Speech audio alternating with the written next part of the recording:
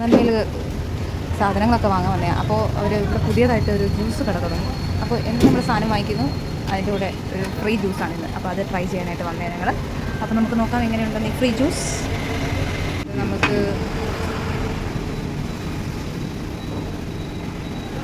അങ്ങനെ നമ്മുടെ ജ്യൂസ് വന്നിരിക്കുകയാണ് ഗൈസ്. Let's try. അതിൽ ഐസൊക്കെ ഇട്ടിട്ടുണ്ട്. ആൻഡ് ഇത് മാംഗോ ജ്യൂസാണോ നോക്കൂ. ഇപ്പം മാംഗോ സീസൺ അല്ലേ, അപ്പോൾ ഇവിടെ അതിൻ്റെ ഒരു ഫെസ്റ്റിവൽ തന്നെ നടക്കുകയാണ്. അപ്പോൾ അതുകൊണ്ടാണ് അവർ മാംഗോ ജ്യൂസാണ് നമുക്ക് തന്നിരിക്കുന്നത്.